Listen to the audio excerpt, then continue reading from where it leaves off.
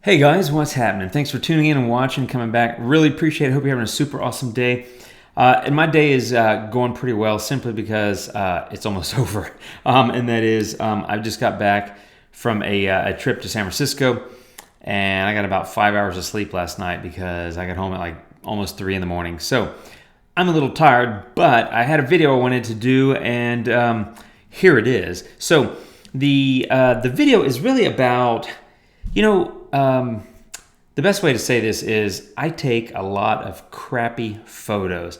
Now, you may not think that because you might see the ones that I put out like here or I share online or whatever, and you think, oh, that's a pretty photo. Maybe you don't, and that's okay too. But, generally people share their best work. They don't share all the failures and all the crap. But we all take a lot of crappy images, every single one of us. Ansel Adams probably took a lot of crappy images. Anyway, my point is, I took a really crappy photo, and I don't know.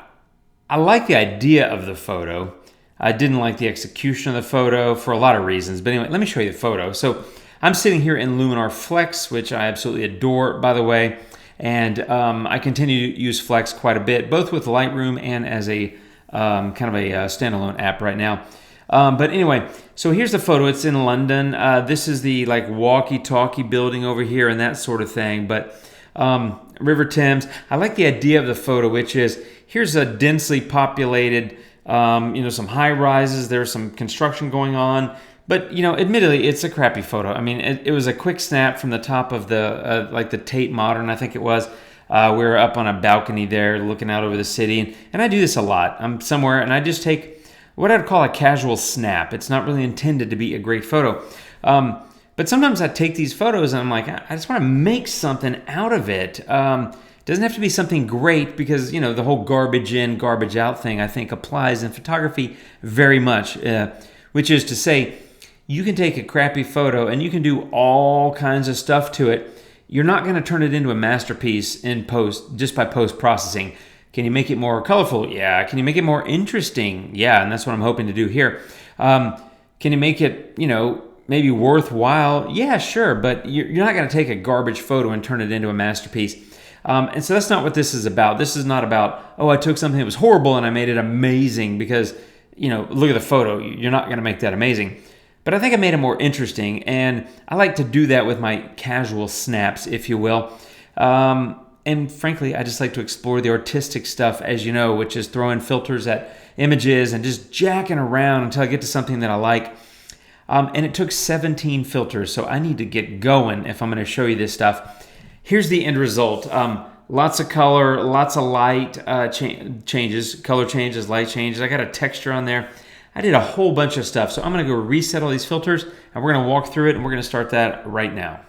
Okay, so we're back now. Once again, here's the original, kind of underexposed. It's hazy, blah, right? It's London. You don't always get amazing light. So I did a few minor things in the develop filter, some contrast, some clarity, and that was about it. The next thing I did was just slap a black and white filter on it because the way black and white was once described to me by a friend of mine, as I took, or maybe it was his photo, I don't recall, this was many years ago, but basically we're talking about taking a photo that wasn't that great and turn it black and white and kind of make it a little bit better looking because it's black and white. And he said, give it that old black and white charm. And so that's kind of what I was doing here. I was like, I'm going to turn it black and white because admittedly, if I go back to that, actually, let me go back to the original. You could jack with colors and do a bunch of stuff, but, it's not like I'm trying to say, I had this amazing sunset and the light was just streaming in or whatever. It's none of that, right? So I'm trying to give it a little bit of that black and white charm. So I did that, and then, of course, I got my lovely favorite tone and just jacked up Smart Tone 86 because it was dark, right? So a lot of that was the contrast that I did back up here, but that's okay. So tone came in, and I got to admit, like at that point, I'm like, it's not that bad of a photo. It's just a straight up black and white. Being me, I'm not done. So I added some structure. And then I was like, hey, how about a little bit of a vintage kind of look? I'll stick on the matte filter. And then, I kind of like that. I started to get a little blue. And by the way, absolutely no rhyme or reason to what I did to this photo. In fact, the first version of this I've had on my desktop, I made, 3 or 4 months ago. And it's just been sitting there. And I kept wondering, I was like, I saved it as a Luminar file, and I was like, do I like this? Do I want to keep this? Maybe I can make something out of it. Is it worth making a video out of it?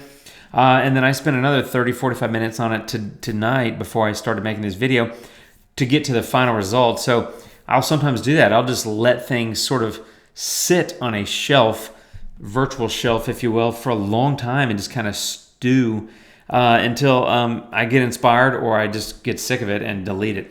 In this case, I got inspired. So anyway, then I added some Orton, and I like that kind of hazy little bit. And then I add some soft glow. And if you look there, it starts, as the name implies, it's a soft glow. So it's softening the focus, but it's also adding glow, especially around the highlights. And so sort of creates a little bit of a foggy look, which, hey, it's London fog. You've heard of all that. So there's the before, there's the after. So I started saying, well, maybe I could do a foggy kind of thing. And this is, where I like to say, like, creativity for me, at least, is many times a very, very crooked path. There's no direct line usually from, oh, here's the photo to there's the final result. A lot of it is a function of just jacking around and taking the time. Now, I'm not saying sit on every photo for 3 months before you get finished. Do whatever you want, but it's, I think, important to experiment. Hey, and guess what else you learn by experimenting? You learn how to use filters, including high key, which is really a portrait kind of oriented filter. I added it to this cityscape for no reason other than just to see what it did, and it did that, and I kind of liked it. I mean, again, this is not my normal edit, right? So I'm just kind of jacking around. I said, I'm going to go get a LUT. Let me stick a LUT on there. Never use LUTs, to be honest. There's a Kodak Chrome 3 LUT. Gave it a little bit more oomph in that black and white. So there's before, there's the after, kind of a little bit of grainy looking film look. I came in with image radiance. And again, that kind of pops some of those really blown out parts, which is the entire sky at this point is a blown out mess. So there's the before, not blown out, the original, and now. And I was kind of liking the high contrast, kind of high key looking black and white. And this is the version I sat on for 3 months. And I thought, maybe I could leave it here. It's not bad, right? It's not a great photo. Garbage in, garbage out. If it's a bucket of shit to start with, it's going to have lipstick on the outside of a bucket of shit when you're done, I guess. Something like that. So I think you know what I'm talking about. So I came in tonight and I was like, I'm going to jack around. Hey, how about split toning? I love split toning. So I did that, and all I did there was just add a tiny bit of blue, kind of almost a little bit of silvery kind of look to it. Something I use split toning for quite a bit, especially in monochromes. You've probably seen me do that before. It's a move I love. I came back with a LUT mapping filter, and this time I used this Ushuaia. I have no idea what the hell what it's called or what it's named after, but whatever it's called, it starts with USH. It's built in. So I used whatever that's called, that LUT, and again, went from there to there. Not a big move. It's not like, hey, there's my big move. The one thing, however, I do like about some of the things that I've been doing, especially in terms of blowing out the sky, is that I'm hiding or obscuring a lot of the cranes that are in the photo. So if you look at that, there's multiple cranes behind these buildings on the left and on the right, and then even sticking up over the walkie-talkie building, there's some cranes and one sticking out from behind it. So they're starting to get obscured, which I do like, because it starts, even though it's more modern buildings, it starts to give it a little bit more of a timeless feel to me when you can't see evidence of modern construction. Notwithstanding the fact that many of these buildings are very modern looking. I think you know what I'm saying. Then I went back into the tone filter, and this was simply Smart Tone. I took down the highlights and bumped up shadows, evening out that light. So let me show you before. Just getting a little dark in the center, and I wanted to bring up a little bit of that. So I got there, and in this case, having done that, it shows what I did in split toning a lot better. You can see a little bit more of that blue, especially in the shadows, because I brightened them. And again, I was here and it was like, God, man, I'm just, I usually spend like 15 minutes on a photo or something, maybe less. Every now and then I might go 20 or 25 if it's a bit complicated, but I don't spend very long on a photo. And I was already at 25 or 30 minutes just tonight, not including however much time I spent, say, 3 months ago when I first made this photo. So I was just kind of throwing stuff at it, jacking around, doing my winding path of creativity. And I said, I'm going to go add a texture. And honestly, that kind of shifted the game for me, because I didn't really think about using a texture after, over all those months, because what I didn't say earlier is I've opened this photo many times over the last few months from when I first started editing it and saved it as a Luminar native file. I've opened it many times and looked at it and jacked with a couple things, and I never really found the answer. And I just close it, keep it in the original state. So anyway, tonight, after a bit of that winding creativity that I'm talking about, I edited a texture file. And as you can see, it's like a burnt piece of paper. It's something I found online. I honestly, I've had this texture for so long, I don't even know where I got it. But it was like some free download texture site. But it's like a burnt looking piece of paper. You can kind of see there what it looks like. And at that point, I was like, ooh, I kind of like that, because the other thing that texture does is, again, it effectively completely obscures all the cranes that were evident there, right? So they're mostly obscured there. You can still see them. It looks like they're peeking through the fog a little bit. But now, it's kind of a foggy, textured photo. And I also have to admit, I kind of liked the warm colors, because it was fairly blue and obviously monochrome before, right? And I like that look on monochromes, that steely gray based on the split toning, but I'm kind of digging it with the texture. So this is when I started getting excited, and I went just full on.